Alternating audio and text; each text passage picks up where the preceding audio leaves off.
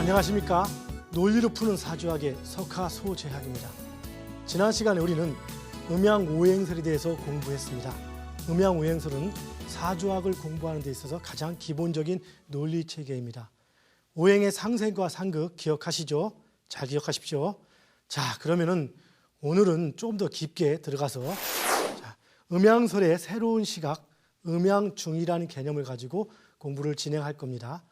자, 기존의 음양설이라 하면은 음과 양 두 가지의 상반된 시각만 가지고 얘기를 합니다. 그런데 이것을 또 다른 시각으로 접근해서 음양이라는 속에 생략되어 있는 중간자 개념, 즉 음과 양을 제외한 또한 제3의 요인이 있다는 사실로부터 사주학의 이론이 새롭게 접근되고 있습니다. 자, 그럼 같이 한번 공부해 보겠습니다.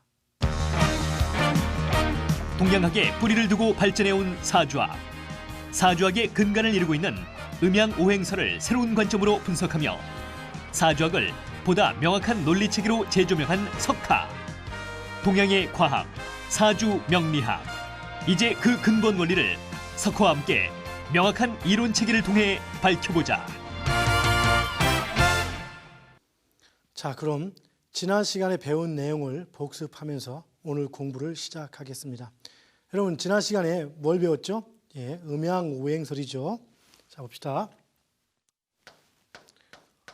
목과 화, 토, 금, 수라는 이 5가지 요소와 원리에 대해서 배웠습니다.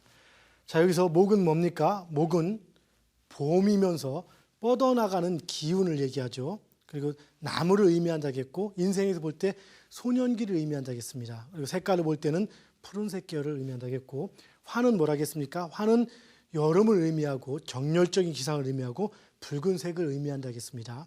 그리고 토는 뭡니까? 토의 개념은 자, 땅을 의미하고 모든 것들에 이렇게 중간적으로 중매를 쓰는 중매쟁이 같은 역할을 하면서 통제하고 통솔하는 역할을 해준다고 했습니다. 토는 계절이 어디라 하겠습니까? 여름이요? 겨울이요? 예. 옛날에는 늦여름에 배속이 돼 있었지만 지금 원칙의 의미에서는 봄, 여름, 가을, 겨울의 중간에 해당이 된다고 볼 수 있습니다.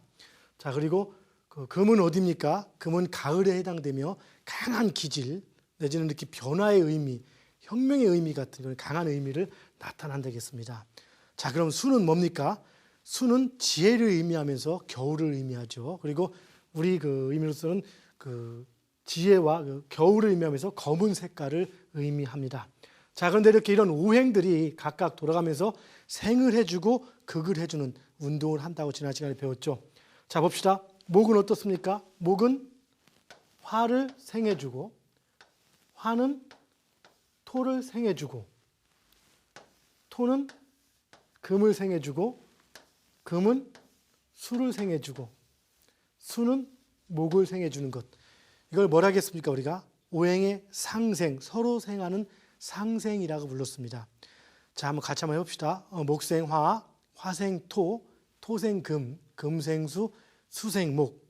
다시 그 목생화에 돌아가는 거죠.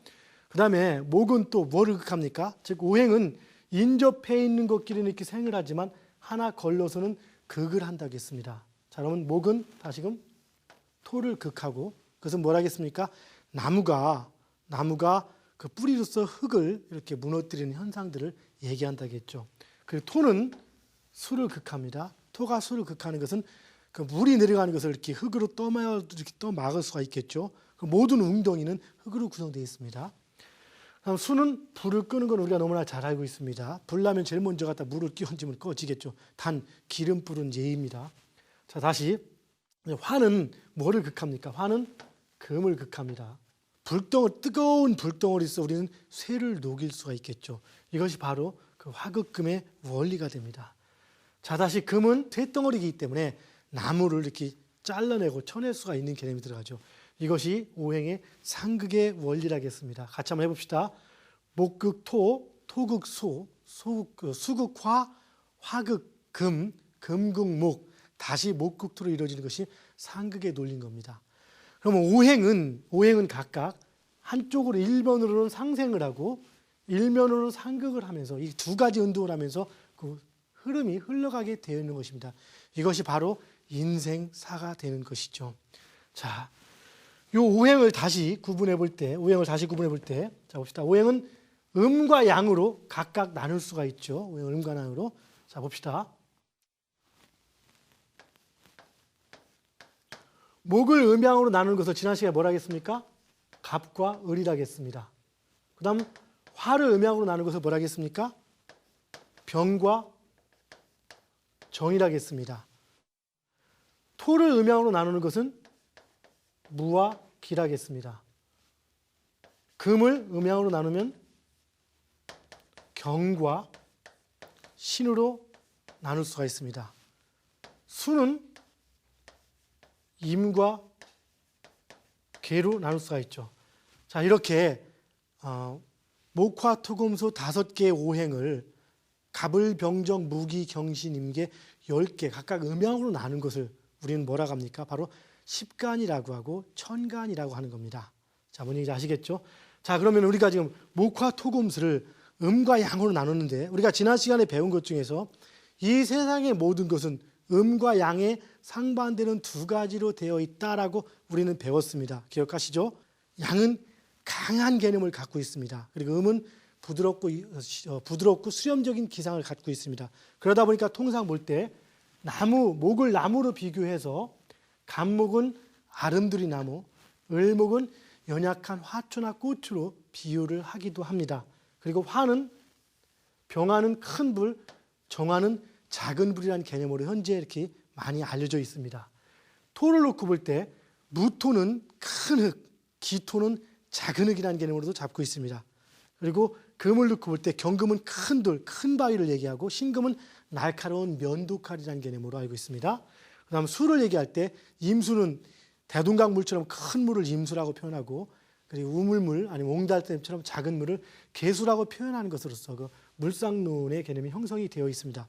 물론 지금 이렇게 얘기한 대로 실제 상황이 이렇게 전개되는 것은 아닙니다. 자, 우리가 지금 오행, 목화토금수를 각각 음양으로 나눈 것이 천간이라고 이렇게 공부를 했는데요. 자, 지금은 이번 시간의 주제가 뭡니까? 음양론에 대한 또 다른 시각, 음양 속에 존재하는 음양중이라는 개념입니다. 그러면 그 얘기는 음양 속에 음양 말고 또 다른 것이 있다는 얘기가 되는 겁니다. 우리는 그것을 지금 한번 알아보도록 하겠습니다. 자, 음양이라는 그 개념은 처음에 뭐라 했습니까? 그 태양이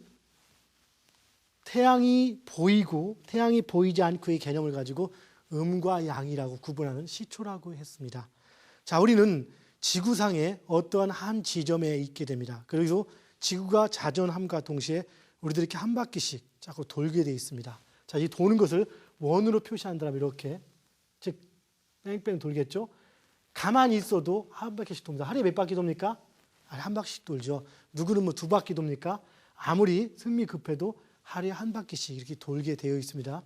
물론 여기에 뭡니까? 인공위성 띄워놓고 같이 돈다면 좀 다르겠지만서도 자, 이것이 그럼 뭡니까? 지구의 자전으로 생기는 하나의 원이라고 볼 수 있겠죠. 즉 지구상에 있는 우리가 좀 더 큰 입장에서 이렇게 크게 세상을 바라본다면은 지구와 동시에 뺑뺑 돌면서 하루에 이렇게 한 바퀴씩 원을 그리는 겁니다. 그때 분필을 이렇게 하늘에다 금을 그은다면 아마 이렇게 거질 수 있겠죠. 자, 이것이 지구의 자전원이라고 부르고 앞으로 이것을 우리가 보기 좋게 뭐 완전원이나 절대 완전원이나 이렇게 거창한 이름으로 불러나갈 겁니다. 왜냐하면 이것이 음양오행설의 가장 기본적인 논리 체계가 되니까요. 자, 그런데 봅시다. 우리가 뺑뺑 돌면서 어떨 때는 태양을 볼 때도 있겠고 어떨 때는 태양을 보지 않을 때도 있겠죠. 자, 그럼 보면은 이렇게 놓고 볼 때 태양이 이쪽에 있다. 그러면 어떻습니까? 이쪽 부분에 있을 때는 우리가 태양을 보게 되겠고 이 뒤에 있을 때는 태양을 보지 않게 되겠죠.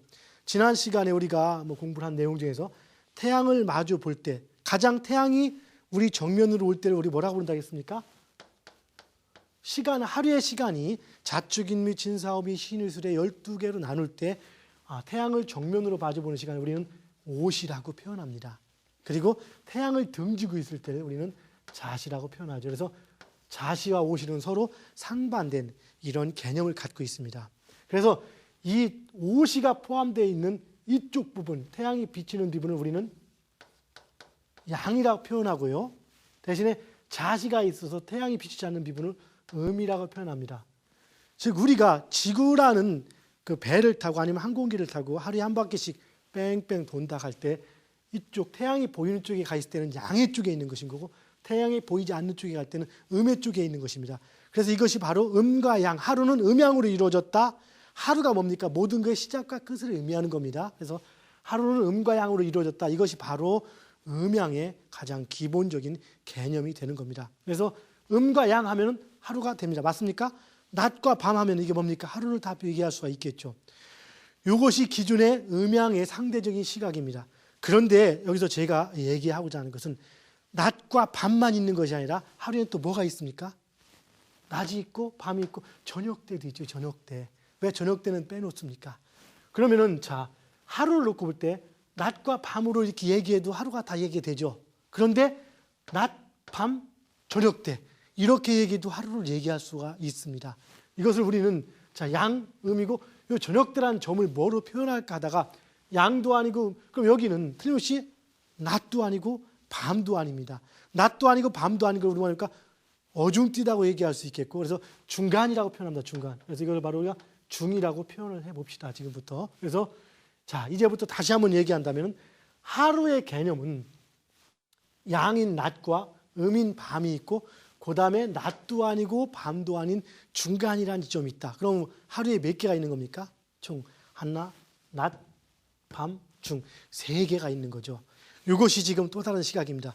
그럼 이걸 만약에 우리 일상생활에 한번 적응해 볼까요? 자, 우리는 통상 얘기합니다. 남자와 여자 아니면 집안에 그 아빠, 엄마 얘기합니다. 아빠, 엄마 아니면 신랑과 각시 이렇게 얘기하면서 한 가정을 얘기합니다. 그런데 실제는 아빠, 엄마 말고 아기도 있지 않습니까? 이런 것들이 중이 되는 겁니다. 더운 것과 찬 것 말고 그 다음 것 이것이 또한 중의 개념이 들어갑니다. 그런데 여기서 조금은 복잡할 수 있는데 한번 잘 들어보세요. 아주 재미있는 개념이 하나 나옵니다. 우리가 저 부산 앞바다에 오륙도라고 있다고 하는데 들어보셨습니까? 오륙도. 오륙도는 물이 이렇게 쫙 차고 들어오면 오륙도 뭡니까? 섬이 하나, 둘, 셋, 넷, 다섯 개가 있고서 실제는 조그만 거 하나 더 있어서 6개가 있다. 이렇게 표현할 수가 있죠. 이런 건데 물이 쫙 들어와가지고 이렇게 차버리면은 하나, 둘, 셋, 넷, 5개가 보니까 5도요. 그 다음 물이 쭉 빠지고 나서 이렇게 밑으로 빠지고 나면은 섬이 둘, 셋, 6개가 보니까 6도가 되는 겁니다. 그럼 5, 6도는 5도입니까? 6도입니까? 뭐 따질 거 없습니다. 5도도 되고 6도도 되는 거죠. 바로 이렇게 우리 사회나 우리 삶 속에는 이렇게도 보이고 저렇게도 보이는 현상들이 있습니다. 자, 바로 지금 얘기하고자 하는 것이 바로 이 부분을 얘기하는 겁니다. 즉 그 얘기는 음과 양을 여기서 시작해서 여기 시작점 뭐 새벽이라고 칩시다. 우리가 시작점에서부터 한 바퀴 뺑 돌아서 다시 온다고 가정을 할 때 요 길이를 한번 봅시다. 길이를 100m라고 볼까요? 100m? 100m의 길이를 우리가 하루에 한 바퀴씩 갑니다. 이걸 쭉 펼쳐놓으면 100m라는 얘기겠죠. 그럼 이 100m를 놓고 볼 때 한번 봅시다. 여기서부터 이 지점 여기 저녁 때까지 아침부터 시작해서 저녁 때까지의 시간 아침부터 시작해 저녁 때까지 시간 즉 낮의 시간 여기까지가 대략 얼마나 시간이 걸리겠습니까? 이게 100m라면 이게 거의 대부분 중앙에서 왔다 갔다 하겠죠. 얼마나 걸리겠 대략 50m나 아니면 뭐 40, 한 9m나 8m 됐든 어쨌든 이런 식으로 좀 시간이 50m 전후로 걸리겠죠.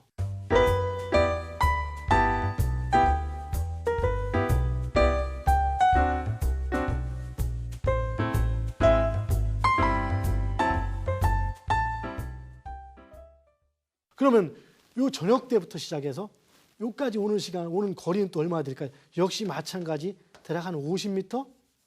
우리가 점점 이렇게 되면 같다는 얘기입니까? 비슷하다는 얘기입니까? 이거는 같은 게 아니고 비슷하다는 얘기입니다.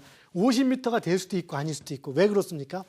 요 중간에 낮도 아니고 밤도 아닌 점이 있는데 자, 낮도 아니고 밤도 아닌 태양이 넘어갈까 말까 하는 그 시기 어스름 파는 시기는 시간이 오래 갑니까? 짧게 갑니까? 그것은 길지가 짧습니다. 짧기 때문에 순간이라고 표현할 수도 있죠. 그 얘기는 잘 봅시다. 낮에 50m가 되는 낮의 길이와 또한 50m가 되는 밤의 길이하고 비교해 볼 때 이쪽 이 점 부분 중이라고 표현한 부분 너무나 짧은 겁니다. 그래서 우리가 통상 볼 때 무시를 해도 하루에 100m 길이를 얘기할 때는 그냥 얘기가 됩니다. 자, 낮, 밤 얘기해도 이 저녁 때를 무시해도 얘기가 되죠. 바로 이런 겁니다. 그러나 틀림없이 낮과 밤 말고 저녁 때도 존재하는 겁니다. 그런데 재밌는 게 있습니다. 잘 봅시다. 여기서 우리가 낮과 밤이 존재하고 이 전체 길이가 100m라고 한 그 길이의 대부분을 낮과 밤이 차지를 하는데도 불구하고, 그리고 여기 저녁대란 무렵 중이라고 하는 부분은 상당히 짧은데도 불구하고 이 중인 저녁대가 없다면 낮과 밤이 존재할 수 있을까요?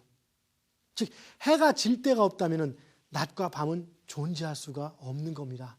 이걸 다시 한번 조금 복잡하게 표현한다면 요 처음 출발점 아침부터 시작해서 이 낮까지 이 지점을 목표점까지 여기서 깎고 하는 지점이죠. 여기까지를 볼 때 여기까지는 쭉 뻗어간다 이렇게 표현할 수가 있죠. 운동으로 칠 때는 뻗어가는 어떤 운동처럼 달려가는 거고 여기서부터는 다시 원점으로 돌아온다 이렇게 볼 수가 있습니다. 그래서 양은 가는 거고 음은 오는 거란 개념이 성립되는 겁니다. 가는 것과 오는 것이 있는데 가는 것과 오는 것을 무지하게 길게 차지하지만 결국에는 이 점 하나인 변환점이 없으면 가는 거 오는 거 구분이 없는 겁니다. 즉 변환점이 없으면 계속 끝까지 가기만 하고 낮만 계속 진행되고 밤이 오지 않는다는 거죠. 여기서 우리는 재미있는 걸 알 수가 있습니다. 여기 있는 중간자는 실제 등치가 큽니까 작습니까? 얘와 얘 둘 중에 비해서 거의 그 형체가 보이지 않을 정도로 작습니다. 즉 미미해서 무시해 버릴 정도로 평소에 잘 안 보일 정도로 작습니다. 그런데 얘가 있기 때문에 사실은 어떻습니까? 음과 양이 존재하는 겁니다. 그러면 자, 이 음과 양이 잘 보이는 거, 음과 양은 눈에 보이는 건데 이 음과 양 속에 있는 이 중간자라는 개념은 눈에 보입니까? 안 보입니까? 예, 눈에 잘 안 보입니다. 어떻게 하면 보입니까? 자세히 알고 보면 보입니다. 자, 우리가 어떤 사물을 볼 때 자세히 이렇게 보는 것과 대충 보는 것의 차이가 있습니다. 바로 여기서 대충 보는 것, 일반적으로 보는 개념들, 우리가 보이는 현상들. 자, 우리 지구가 지금 움직입니까? 움직이지 않습니까? 지구는 지금 계속 바쁘게 돌고 있죠. 그런데 우리가 이 도는 걸 느낍니까? 못 느낍니다. 그러면 자, 해가 움직입니까? 지구가 움직입니까? 실제는 태양이 움직이는 게 아니고 지구가 움직이죠. 그런데도 우리가 볼 때 그것은 태양이 움직이는 것처럼 보입니다. 우리가 움직이고 있으면서도 불구하고 보이는 것은 태양이 움직이는 걸로 보인다는 얘기입니다. 이것은 현실은 어떤 사물이나 현상들이 정확히 보이는 것이 아니고 대충 보이고 혹은 그릇되게 왜곡돼서 보인다는 것을 얘기하는 겁니다. 그래서 우리가 그 객관적으로 볼 때 우리가 움직이고 지구가 움직이고 태양이 가만히 멈춰 있다 이렇게 보는 것은 실제 절대적인 사실이라고 해서 바로 절대적인 개념이라고 얘기를 하고, 또한 그 우리가 움직이는 것에도 불구하고 해가 지고 뜨는 것처럼 보인다. 우리가 별자리를 관찰할 때 시운동이라고 하는 것처럼 눈에 보이는 것, 즉 사실과 관계없이 눈에 보이는 그런 개념들을 우리는 상대적 시각이라고 합니다. 상대적이다 하는 상대적 시각이라고 얘기를 하는 겁니다. 그것이 바로 음양의 기본 사상인 거죠. 즉 제가 키가 큽니까 작습니까? 라고 얘기하면 참 난감합니다. 평균 키로 볼 때는 평균이라. 자, 그런데 여기에 저보다 키가 상당히 적은 애를 갖다 놓으면 저는 큰 게 되는 것인 거고 키가 큰 거인을 갖다 놓으면 저는 작은 게 되는 것입니다. 바로 이렇게 비교가 되는 것, 이것이 바로 상대적인 것이죠. 자, 다시 한번 볼까요? 이게 길습니까? 길습니까? 짧습니까? 이렇게 해서 얘기할 수가 없겠죠. 여기다가 이렇게 거누면 이건 짧은 게 되는 거죠. 그런데 이 길을 없애고 이렇게 거는다면 이원은 굵은 게 되는 겁니다. 바로 이것이 상대적 시각입니다. 보이는 대로 보이는 것. 자, 그럼 이제까지 잘 볼 때 음양이라는 개념이라고만 생각했는데 알고 보니까 음양 말고 또 중간자가 들어있더라. 고전에서는 이런 부분들을 통상 천지인이라고 해서 하늘과 땅, 사람 이렇게 세 가지 개념으로 얘기했습니다. 사실은 그게 맞을 수도 있어요. 자, 하늘이라는 개념, 하늘이라는 개념은 무한히 큰 겁니다. 그리고 땅이라는 개념도 사실은 상당히 크죠. 하늘에 비하면 작지만. 그리고 인간은 하늘과 땅에 비교할 수 있습니까? 상당히 작은 존재죠. 즉 하늘을 양이라고 우리가 표현합니다. 보통은 양이라고 표현하고 하늘은 양이고 그다음 땅을 음이라고 볼 때 바로 여기에 무모한 건 바로 작은 부분 인간 이 자체가 중간자의 개념이 들어가는 거죠. 그래서 우리는 앞으로 음양을 바라볼 때 음과 양 두 개만 있는 것이 아니고 중간자가 있다 라고 이렇게 음양을 바라보는 시각을 가져야겠습니다. 그런데 또 한 가지 이 중간자의 성격이 또 뭐라겠습니까? 얘는 잘 겉으로 볼 때는 잘 안 보이는 거죠. 겉으로 볼 때, 겉으로 보이는 시각, 잘 안 보이는 것, 그냥 볼 때 음양만 보이는 것, 이 시각을 우리는 뭐라겠습니까? 바로 상대적으로 보는 시각이다 라고 얘기했습니다. 그렇죠? 그런데 이런 게 아니고 잘 봐서 양 말고 조그만 중간자가 포함되어 있다라고 보는 시각을 뭐라겠습니까? 실제 있는 걸 있는 대로 보는 거기 때문에 절대적 시각이라고 표현했죠. 그럼 현실은 상대적인 시각 속에 있습니까? 아니면 절대적인 시각 속에 있습니까? 현실은 자, 사람들이 그냥 눈에 보이는 대로 보죠. 해가 뜨고 지는 걸로 실제는 내가 돌아도 그냥 사람들이 자, 당장 저 회사가 무너질지 망할지는 아무도 모릅니다. 그냥 겉보기 잘 나가 보면 잘 나간다고 보입니다. 이런 것처럼 현실은 그냥 보이는 세계이기 때문에 바로 상대적인 세계라고 표현하는 겁니다. 그런데 현실 중에서도 우리가 깊게 보고 정확히 보는 것들은 바로 절대적인 세계가 되는 거죠. 그러면 사실적인 건 뭡니까? 사실은 절대 그 사실이 아니고 가짜나 아니면 왜곡돼서 보이는 것은 상대 이렇게 표현을 할 수가 있습니다. 그럼 여기서 우리가 또 한 가지 알아봅시다. 자, 만물은 음양으로 되어 있다 그러면 음 하나, 양 하나니까 몇 개입니까? 음 하나, 양 하나 해서 몇 개? 총 2개. 만물은 음과 양 2개다. 맞습니까? 이것이 음양적인 사고 방식입니다. 기존의 사고 방식. 그리고 실제 이렇게 이루어져 있게 보이는 거고요. 그럼 이건 뭡니까? 우리가 무슨 장식? 상대적 사고, 즉 보이는 대로 보는 것. 그러면 여기서는 뭘 하나를 흘리고 보는 것 아니면 찬찬히 뜯어서 다 살펴보는 것. 바로 흘리고 보는, 대충 바라보는 시각. 그럼 현실은 어떻습니까? 음 하나, 양 하나 있고 어때? 조그만 거, 조그만 거 하나 더 있어가지고 몇 개입니까? 총 3개가 있는 것. 이것이 가장 정확히 보는 시각이 되죠. 그러면은 우리가 완전과 불완전이라는 개념을 가지고 설명한다면 어느 게 완전이고 어느 게 불완전이겠습니까? 그리고 완전은 3개가 완전인 거죠. 그래서 완전수라는 것, 최초의 완전수는 3이라는 개념이 들어갑니다. 이것은 그냥 대충 누가 만들어낸 얘기가 아니라 지구의 자전 원리를 통해서 그리고 우리가 인지되는 시각을 통해서 밝혀낸 진리가 되는 겁니다. 그럼 이거의 논리는 어디에? 이 세상 어디에나 적용이 되어 있습니다. 뭐 가톨릭 같은 경우에는 성부와 성자 그리고 성신, 또 어떤 교회나 완전수 3이란 모든 숫자, 셋의 의미가 바로 여기서 나오는 것이죠. 그래서 최초의 완전수는 3이라고 표현하는 겁니다. 어떻게 3입니까? 큰 거 2개, 조그만 거 하나. 즉 음과 양, 그 다음에 중간자. 자, 근데 실제 이 세상의 모든 이치를 보면 바로 이렇게 이루어져 있습니다. 아까 이 중간자의 중간자가 무슨 역할을 한다고 했습니까?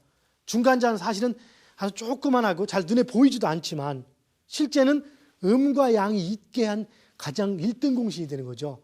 중간자가 없다면 양이 존재하지 않는 겁니다.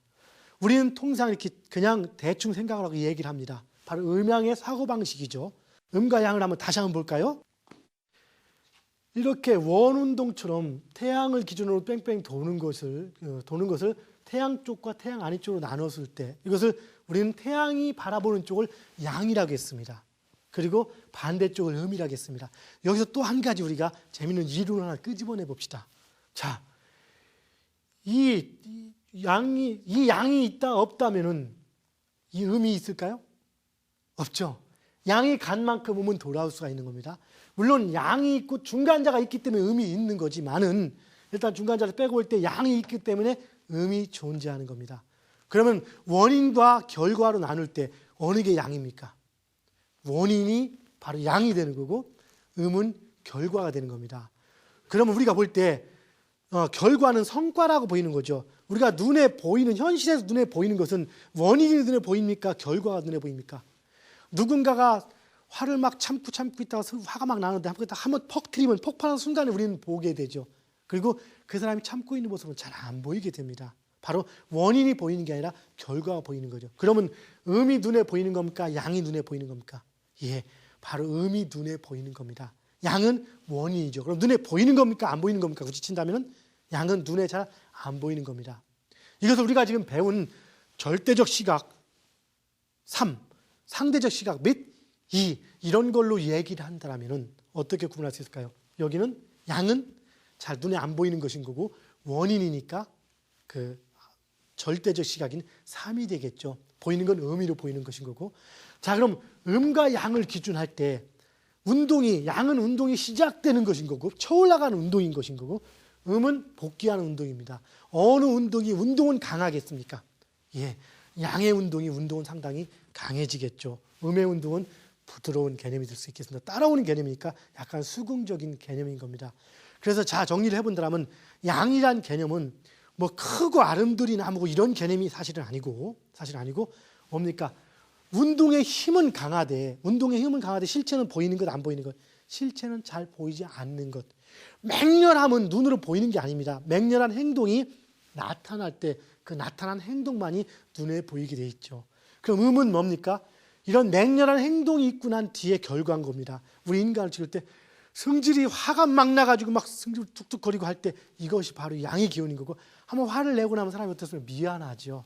미안하면 수그러들고 이렇게 잘해주고 괜히 좀 가서 이렇게 좀 화해도 하려고 하는 제스처를 보인다든가, 이런 부드러움이 바로 음의 기운이 되는 겁니다. 그래서 눈에 보이는 것은 음이 것이지 양이 보이는 것은 아닌 겁니다. 뭔지 아시겠습니까? 이것이 음과 양의 개념이고 다시 또 절대와 상대의 개념이 되는 것입니다. 자, 이것이 바로 음양 속에 존재하는 중간자라는 개념이 들어가는데요. 여기 한번 수리를 봅시다. 2, 4, 8, 16 할 때 우리가 주역이 뭡니까? 8개 맞죠? 그 다음에 64개 이렇게 8의 단위로 움직이네요. 그럼 이것은 보이는 인간사의 현실에 대한 학문인 겁니까? 아니면 안 보이는 그 이치만 따진 학문입니까? 예, 보이는 인간사 현실에 대한 학문을 나타낸 겁니다. 물론 여기에다가 이제 플러스 8개 플러스 알파 변화라는 것이 들어가죠. 변화. 이 변화라는 것이 들어감으로써 이 2, 4, 8은 2의 배수가 들어가는 것인 거고 3의 배수, 3, 6, 9라는 개념으로 볼 수도 있습니다. 물론 정확한 완전 숫자는 3, 6, 9의 개념이 아니고 나중에 5하고 10의 개념으로 다시 또 바뀌어 나가게 됩니다.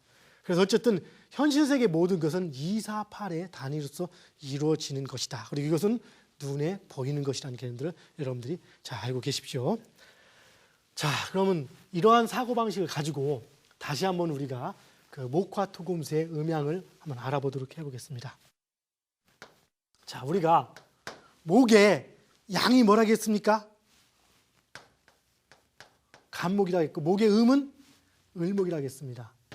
자, 그러면은 목의 양과 음을 칠 때 우리는 기존의 이렇게 고전 사주학을 공부하는 사람들이 보면은 양은 강한 거다 싶어서 크다는 개념을 해서 간목이 아름드리 나무, 동양지목, 아주 큰 나무 이렇게 얘기를 합니다. 그리고 을목은 부드러운 나무, 습한 나무 내지는 연약한 화초 이렇게 표현을 합니다.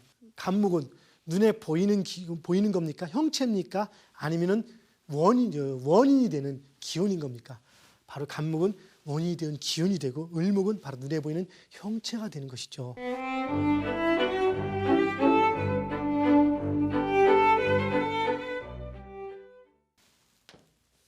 이렇게 땅이 있다고 볼 때 이 땅에 나무 씨앗이 이렇게 단단한 씨앗을 뚫고 딱 나옵니다.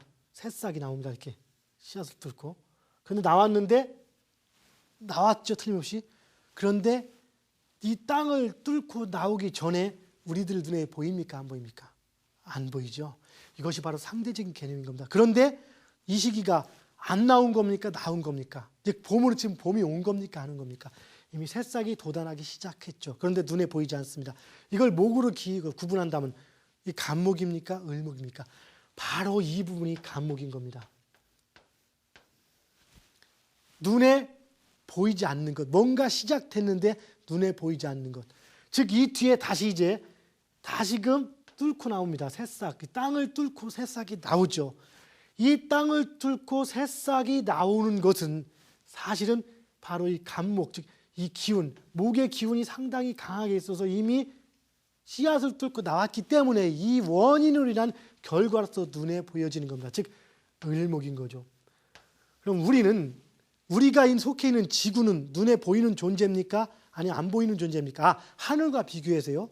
하늘은 대기입니다. 공하죠. 눈에 안 보이죠. 그래서 이것은 절대의 개념이고 양의 개념인 겁니다. 그리고 지구는 눈에 보이는 실체, 형체죠. 우리 인간사는 우리가 육체를 가지고 있는 이런 모든 것들은 이미 실체, 형체가 되고 상대적 개념이 됩니다. 눈에 보이는 거죠. 즉 우리는 객관적인 시각에서 보는 것이 아니라 이미 상대적 시각, 즉 지구란 존재, 즉 양이 아니고 음이란 존재에 있으면서 바라보는 시각이 되는 겁니다. 그래서 우리가 양으로 보이는 것, 눈에 최초로 보이는 것은 이미 양이 아니고 음이 양으로 보이는 겁니다. 즉 그 얘기는 우리가 새싹을 볼 때 그것은 우리는 야 새싹이다, 이것을 감목이다라고 이렇게 생각하고 볼 수가 있지만 사실은 이것은 새싹인 감목이 아니고 이것은 이미 을목인 거죠. 이미 왜? 감목은 이 안에서 자랐기 때문에. 술수학 중에 기문둔갑이라는 얘기가 있습니다. 그래서 기문둔갑의 의미가 보면은 경금 7살로부터 감목을 보호한다 이렇게 얘기를 하는데 사실 그 의미를 본다면은 감목을 감춘다는 얘기거든요. 감춘다는 것이 아니라 이미 감목은 목은 시작되는데 우리 눈으로 볼 수 없기 때문에 보이지 않기 때문에 감추어졌다 이렇게 표현을 하는 거라고 볼 수가 있습니다. 자, 우리가 다시 한번 이걸 또 다른 개념으로 볼까요? 누군가 간암이 걸렸습니다. 간암이 걸렸습니다. 그럼 어떡합니까? 이제 큰일 났죠. 병원에 이때부터 이때부터 이제 치료를 하고 뭐해서 사느냐 죽느냐 난리가 날 겁니다. 그래서 자, 치료가 될 수도 있고 혹은 잘못될 수도 있겠죠. 자, 그럼 간암은 지금 걸린 겁니까? 아니죠. 이미 우리가 밝혀지기 이전부터 몇 년 전부터 이 간암은 이미 걸려온 겁니다. 이걸 만약 목으로 표현한다면은 정확히 간암이 걸려왔을 때 우리가 알지 못하는 시기를 우리는 뭐라 합니까? 간목이라고 표현할 수 있겠고, 그리고 간암으로 드러난 시기를 을목으로 표현할 수가 있겠죠. 자, 그러면은 아까 우리가 뭐라 했습니까? 음양은 보이는 시각인데 완벽하기 위해서는 몇 가지 요소가 필요하겠습니까? 음 하나, 양 하나, 중간자에서 세 가지의 요소가 필요하다겠죠. 바로 이것은 음양인데 또 한 가지 필요한 게 중간자. 중간자는 변화를 매게 하는 거죠. 변화, 살았나 죽었나 이 개념. 바로 이것이 또 다른 중간자의 개념이 되는 겁니다. 중간자의 개념. 자, 그럼 여기서 이 부분에서 간목과 을목과 또 다른 개념. 우리 현실 세계는 항상 이렇게 일어납니다. 우리는 실제 간암이 걸려있는 그 현상을, 간암이 걸려있는 자체가 원래는 을목인데도 불구하고 우리는 그것을 간목으로 보는 겁니다. 잘못 보는 거죠. 그리고 그 걸려서 죽었나 살았나의 어떤 변화 현상들을 우리는 그것을 을목으로 봅니다. 즉 잘못 보고 있는 현상이라고 볼 수도 있겠죠. 뭔 말인지 이해하시겠죠? 그러면은 자, 볼 간목은 동양지목 큰 나무입니까? 아니면은 부드러운 나무라고 치야 됩니까? 굳이 치면은 간목이 더 연약한 새싹이고 을목은 더 큰 나무라고 이렇게 볼 수가 있겠죠. 이것은 나무 전체를 놓고 본 겁니다. 물론 음양이라는 개념은 또 한 가지가 있습니다. 이 중간자라는 것은 음과 양을 규정짓는 거라겠습니다. 음과 양을 규정짓는 거라는 것은 음양의 범주를 얘기하는 겁니다. 그냥 밑도 끝도 없이 분필은 양입니까 음입니까 얘기한다면 그건 참 얘기할 수가 없습니다. 단지 우리가 얘기할 수 있는 것은 야, 남자는 양이냐 그럼 여자는 음이냐 이렇게 얘기할 수 있는 것은 거기에 생략되어 있는 전제 조건이 있기 때문에 그렇기 때문에 우리가 얘기할 수 있는 거죠. 그 얘기는 남자라고 하는 것은 여자란 개념이 이미 상대적으로 있는 건데 그걸 생략해놓고 얘기한다는 것을 우리는 누구나 알고 있습니다. 그래서 그런 개념 속에서 여자란 개념 속에서 남자가 양으로 존재하는 것이지 실제 그 남자 자체만 놓고 볼 때 양이냐 음이냐 구분할 수는 없겠죠. 즉 기준이 있어야 된다는 얘기죠. 남자인데 나이 먹은 남자냐 안 먹은 남자냐 이런 걸 놓고 볼 때는 또 다른 개념이 들어갈 것인 거고 또한 우리가 밥하는 밥하고 설거지하는 어떤 여성들이 하는 일을 가지고 놓고 볼 때 이 일을 잘하냐 못하냐를 구분하는 데 있어서 남자가 양이냐 하면 그건 잘못된 대답인 거죠. 그거는 굳이 친다면 능력에 뛰어남은 그 음이니까 거기는 그 여자가 양이 되고 남자가 음이 될 수 있겠죠. 즉 음과 양이란 개념은 두 가지 개념입니다. 하나는 거기에 생략되어 있는 전제 조건이 있어서 음양 중이 음양으로 보인다는 개념하고 우리가 음과 양을 얘기할 때 항상 그 생략된 조건을 이렇게 체크를 하고 보야 한다는 것 바로 이 부분들을 명심해 주시기 바랍니다. 자, 만약에 우리가 이 목이라는 개념을 전체로 놓고 볼 때는 새싹이 돋아나기 전의 과정을 간목으로 치고 새싹이 돋아나는 걸 을목이라고 얘기를 했습니다. 자, 그런데 이번에는 우리가 이제 눈에 보이는 나무 현상, 즉 이 목이 나무로서 그냥 자라나는 나무의 현상만 놓고 쳐봅시다. 그럼 나무가 어린 나무로 이렇게 자랄 때 하고 어린 나무로 자랄 때, 그리고 어린 나무가 좀 커서 좀 굵어지고 단단한 나무가 있고 막 새싹도 어린 나무가 있습니다. 이 두 개를 가지고 비교한다라면은, 이 두 개를 비교한다라면은, 그러니까 상당히 굵은 나무죠. 이렇게 막 아름드린 나무가 있고 막 조그만 나무라고 칩시다. 이렇게 나오라고. 이 두 개를 비교한다라면은 어느 게 양이고 어느 게 음이겠습니까? 어느 게 원인이고 어느 게 결과입니까? 예, 작은 나무가 원인이고 이게 결과겠죠. 왜 그렇습니까? 작은 나무가 있다가 이 작은 나무가 커져서 큰 나무가 되기 때문에, 만약에 이렇게 친다라면은 감목은 아름드린 나무입니까? 아니면 작은 나무입니까? 을목은 약한 목입니까? 꽃입니까? 실제 나무로 친다라면 큰 나무가 을목이 되는 겁니다. 그리고 작은 나무, 즉 이제 막 새싹이 돋는 나무, 아니면 초원같이 이런 작은 나무들, 이제 막 그 연약한 나무가 감목이 되는 것이죠. 뭔지 이해하시겠죠? 이것이 바로 새롭게 또 접근하는 음양설의 내용들인 겁니다. 자, 그러면 이번에는 화에 대해서 한번 알아볼까요? 화는 뭐가 있다겠습니까? 자, 화는 병화와 정화로 나눠서 음양이라고 했습니다. 예전에는 병화는 큰 불, 정화는 촛불이라고 우리가 얘기를 했지만 지금은 이제 생각을 좀 바꿔야겠죠. 자, 그럼 병화는 어떤 겁니까? 화의 양 기운과 음 기운을 칠 때, 화기운을 우리가 규정을 해봅시다. 화기운이 막 분산되고 파오르는 정열이라고 꼽을 때, 정열이란 화, 정열적인 화를 칠 때 정열의 양인 병화는 정말 정열적인 강한 기운일까요? 아니면 정열이 수그러든 기운에 해당될까요? 예, 양은 원인이기 때문에 아주 강한 정열적인 행동의 특성을 나타낸다고 볼 수 있겠고, 음화는 이미 정열이 수그러든 상태를 얘기할 수 있습니다. 타오르는 불로 친다면은 그 병화는 막 타오르기 시작하는 불일 수 있겠고, 정화는 한참 타오른 상태의 불일 수도 있을 겁니다. 물론 병화가 한참 타오른 불인 거고, 병화가 다 타고 남은 그 재를 가지고 정화, 이렇게 병정화로 또다시 구분할 수도 있겠죠. 그러나 자, 볼 때 병화와 정화를 볼 때 그 화기운이 뭉치는 것은 어디입니까? 음화입니까? 양화입니까? 음화인 정화에서 뭉치게 되죠. 그러면은 불로 칠 때 불의 시작이 되는 건 뭡니까? 막 이제 막 불이 살아나는 것, 이렇게 조그맣게 살아나는 것을 우리는 뭐라고 표현해야 됩니까? 양의 화가 되기 때문에 그것이 병화가 됩니다. 그리고 활활 타오르는 것은 정화가 됩니다. 기존에 병화를 큰 불, 정화는 작은 불, 병화는 태양, 뭐 정화는 지상의 불, 병화는 용광로, 정화는 촛불, 이렇게 생각했던 분들은 약간 혼란이 올 수 있습니다. 그러나 화의 병은 틀림없이 양이요, 정은 음입니다. 양과 음의 개념은 형체가 큰 이런 개념들을 얘기하는 게 아니고, 양은 기운의 개념, 원인의 개념인 것이고, 음은 그 원인이 나타난 결과의 개념이 되는 것입니다. 또한 양과 음은 아울러 시간의 흐름도 나타나는 겁니다. 전의 시간이 양이 되고 그다음 후의 시간이 음이 되는 것이죠. 바로 이렇게 칠 때 병화는 그럼 뭡니까? 아까 작은 불이 되고 정화는 큰 불이 되는 것이죠. 뭔지 아시겠죠? 그럼 여기서 또 한 가지, 우리는 이 개념을 정확히 화의 개념을 실제로 친다라면은 이것은 병화, 정화로 나눌 수 있는 게 아닙니다. 정확히 친다라면 정확히 뭡니까? 몇 단계로 나누는 것? 3단계로 나누는 것.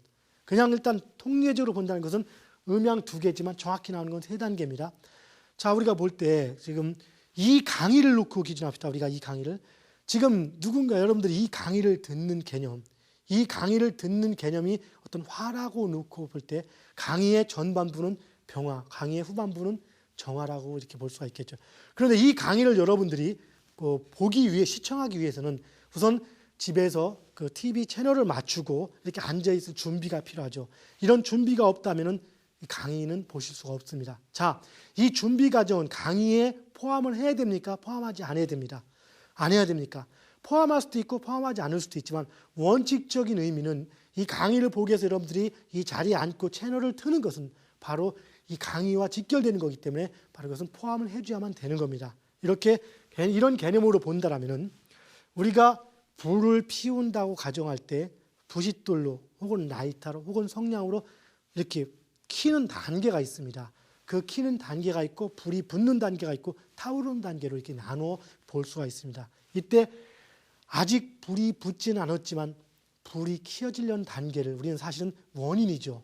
바로 이 부분이 원칙적으로는 병화입니다. 그래서 불을 켜려니까 뭔가 이렇게 바쁘게 움직이는 겁니다. 이렇게 부싯돌을 켜든 성냥으로 켜든 라이터를 켜든 간에, 그리고 그 결과로 딱 켜지는 것이 바로 원래대로 정화가 되는 것이고, 이 켜진 불이 더 커지고 적어지고가 변화로서 3단계 변화를 하는 개념이 들어가는 것이죠. 자, 이것이 화의 음양이 되는 겁니다. 자, 그러면 이번에는 토의 개념을 가지고 알아봅시다.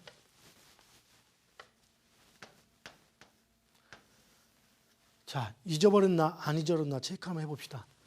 토는 색깔이 뭐라고요? 예, 누런 황토색. 흙을 얘기하죠. 계절은 어디라고요? 겨울, 봄, 예, 4계절의 중간중간에 들어있다. 나중에 이제 그 지지를 배우게 될 텐데요. 지지에 있는 것 중에서 진, 술, 충, 미라는 이런 특수한 형상이 있는데 이것이 바로 그 토를 의미하는 지지이기도 합니다.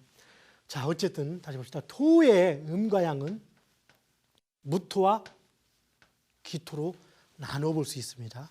그러면 무토와 기토로 나눠볼 때, 자, 무토는 흙이니까 큰 흙, 기토는 부드럽고 작은 흙. 그래서 고전으로 본다라면은 이 기토의 부드러운 흙이 임수의 물을 만나서 뭡니까? 흙이 물을 만나면은 흙탕물이 되니까 기토탁임, 흙탕물이 돼서 안 좋다, 이렇게 사주 원리를 적용시키는 이런 논리도 있습니다. 물론 사실은 이것은 논리의 비약이라고 볼 수가 있습니다. 자, 무토와 기토를 놓고 볼 때 무토는 토의 양 기운입니다. 아까 토가 뭐라고 했습니까? 흙입니까?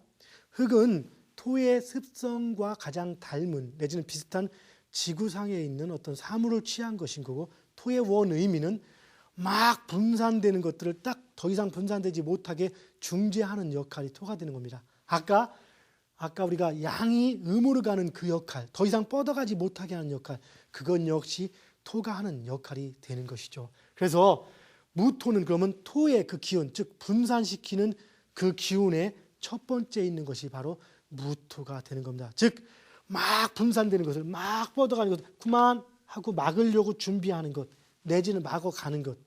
그럼 눈에 보이는 겁니까? 안 보이는 겁니까? 모든 양은 눈에 인지되는 것이 아니고 눈에 인지되기 위한 준비 과정이 양인 겁니다. 우리 강의를 여러분들이 보는 것은 이미 음인 겁니다. 그리고 이것을 보기 위해서 여러 사람들이 이 강의를 녹화한다든가 이런 장면들이, 바로 이런 행위들이 바로 양에 해당되는 것이죠. 녹화에 양이 있었기 때문에 이것을 TV를 통해서 보는 음의 과정이 나타나는 것이죠. 그렇듯이 바로 이 토가 뭔가 어떤 행위가 멈춰졌다라고 우리가 규정을 지는 순간부터 그것은 이미 기토입니다. 행위로 나타난 거기 때문에. 그럼 무토는 멈춰지는 개념을 얘기합니다. 막 멈춰지려고 하는 개념. 이런 개념들이 바로 무토가 되는 겁니다. 굳이 토의 개념, 우리가 멈추는 개념으로 가장 큰 건 어디일까요? 한다면 당연히 결과로 나타나는 기토가 되겠죠. 자, 이것이 토의 음과 양입니다. 이것을 토는 큰 산, 작은 산 얘기할 수는 없겠죠. 굳이 또 친다면 만약에 이걸 물상에 대비해서 뭐 화가 토를 생하는 거니까, 즉 토는 화로부터 왔으니까 무언가가 타고 나서 다시 토로 변한다라면은, 굳이 봅시다. 이제 뭔가를 타서 막 재가 되는 부분들, 아직 흙으로 되기 직전의 과정들을 우리가 무토, 기토, 무토라고 보고, 흙으로 돼서 실체를 나타내는 것은 기토라고 볼 수 있겠죠. 만약에 이 토의 과정을 흙이 됐다, 그리고 흙도 이제 다른 생물처럼 크게 자라난다, 이런 기준으로 본다라면은 무토의 개념은 이제 흙으로 막 돼서 조그맣게 흙이 이루는 개념, 작은 동산이 될 수 있겠죠. 그리고 기토는 뭡니까? 흙이 뭉치고 뭉쳐서 많이 커져서 크게 이루는 큰 산이 될 수 있겠죠. 그렇다면 만약에 무토나 기토는 산과 작은 흙과 큰 흙이 아니지만 굳이 흙으로 비유를 한다라면은 무토는 부드럽고 작은 흙이 될 수 있겠고 기토는 큰 흙이 될 수 있겠습니다. 맞습니까? 이해 가십니까? 예, 이것이 또한 논리입니다. 자, 그럼 이번에는 우리가 금에 대해서 한번 알아보도록 하겠습니다. 금이 있죠, 금. 금은 뭡니까? 금의 색깔은 정열적인 빨간색. 예, 틀렸습니다. 뭡니까? 금의 색깔은 아주 하얀색이죠. 하얀색, 깨끗한 색. 그래서 금은 좀 깔끔을 떤다라고도 표현합니다. 그래서 금의 성분. 자, 금은 가을을 의미한다고 했습니다. 그리고 누군가를 이렇게 통제하고 잡아주는 역할을 하는 것이 역시 금이라고 했습니다. 자, 금에는 양과 음으로 칠 때 뭐가 있습니까? 양인 병금이 있고 음인 신금으로 이렇게 나눠볼 수가 있겠죠. 금이 누군가를 통제한다. 그러면 아까 토가 누군가를 더 이상 못 가게 한다 하면 금은 뭡니까? 못 가는 정도가 아니고 너 다시 집으로 돌아가라고 보내는 개념이 아마 토가 금이 될 수도 있겠죠. 그럼 금이 예를 들어 칼로서 뭔가를 자른다고 우리가 한번 얘기를 합시다. 금의 기능을. 그런 기능도 금의 기능 중에 하나입니다. 딱딱 잘라서 사각을 낸다든가 하는 것도 기능인데요. 자, 칼을 들고 자르려고 하는 준비하는 기간, 자르는 과정이 뭡니까? 그것이 경금이고 딱 잘라서 각이 난 상태가 뭡니까? 그것이 바로 신금인 겁니다. 즉 뭔가 눈에 보이는 형태는 신금이 되는 거죠. 그럼 금을 또다시 우리가 뭔가 생에서 이렇게 쇳덩어리가 자라난 모습이라든지 이런 형태로 유추해 본다면은 금이 작게 막 시작되는 개념들은 우리가 경금이라고 볼 수 있겠고 금이 아주 크게 뭉쳐진 개념들을 친다면 신금으로 보겠죠. 그러면 연약한 쇳덩어리 이렇게 한다면 뭐라고 해야 될까요? 굳이 구분한다면은 금이 쇳덩어리는 아니지만 쇳덩어리를 구분한다면은 연약한 쇳덩어리는 경금에 해당하고 그리고 부드럽고 이렇게 약한 쇳덩어리는 경금에 해당하고 강하고 큰 도끼 같은 이런 쇳덩어리는 신금이라고 표현할 수가 있겠죠. 자, 그럼 마지막으로 수에 대해서 한번 알아볼까요? 자, 수에는 임수와 계수가 있습니다. 마찬가지 이것을 물로 굳이 친다라면은 물이 쫄쫄쫄쫄 흘러서 이렇게 그 계곡물이 모여서 큰 물이 되게 하는 과정으로 작게 모이는 시냇물, 이 시냇물이 바닷물로 갑니다. 그럼 최종적으로 바닷물이 된 개념은 뭡니까? 바로 음의 수인 계수를 얘기할 수 있겠고 그 다음 물이 이렇게 모여져 가는 과정을 뭐라고 합니까? 임수라고 표현을 할 수가 있겠죠. 사실은 수는 뭡니까? 어떤 사물이 응고되고 응축되는 현상들을 얘기합니다. 막 응축되려고 준비하는 것이 양의 수인 임수가 되고 응축되어 있는 상태가 계수가 되는 것입니다. 그래서 자, 임수 가장 물로 친다라면은 임수는 작은 물, 계수는 큰 물이라고 우리가 얘기할 수 있는 것이죠. 자, 고전에 볼 때 임수는 큰 물이고 약물이니까 계수는 작은 물이다라고 얘기합니다. 이렇게 공부하신 분들은 아마 조금은 약간 생각을 좀 바꿔야 되기 때문에 혼란이 올 수도 있을 겁니다. 그러나 이것은 저희가 임의로 얘기한 게 아니고 음양의행의 가장 기본적인 논리 체계를 통해서 밝혀진 그 사실이기 때문에 여러분들이 깊게 이해를 해 주시기 바랍니다.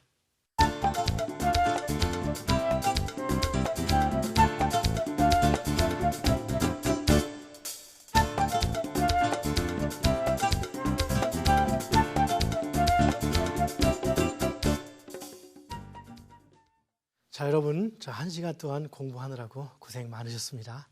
자, 오늘 배운 게 뭡니까? 기존에 알고 있는 음양 속에 존재하는 음양 말고 뭡니까? 중간자가 존재한다는 것을 오늘 배웠습니다. 우리가 현실에서 보이는 현상은 음과 양의 이해 개념인 거고 자세히 보면 보이는 것, 사실인데 잘 안 보이는 것, 실제적인 것은 절대적 개념이라고 표현하면서 3이라고 얘기를 했습니다. 그래서 음양과 음양 중 2와 3, 절대와 상대의 개념, 보이는 것과 보이지 않는 것, 즉 보이는 것이 진짜가 아니고 보이지 않는 것이 진짜란 개념인 것인 거고 또한 이런 흐름 속에서 볼 때 양은 원인이고 음은 결과가 되는 것이며 그래서 간목이 큰 나무가 아니고 을목이 큰 나무가 될 수 있다는 개념을 우리는 오늘 공부했습니다. 자, 그럼 다음 시간에 다시 뵙도록 하겠습니다. 감사합니다.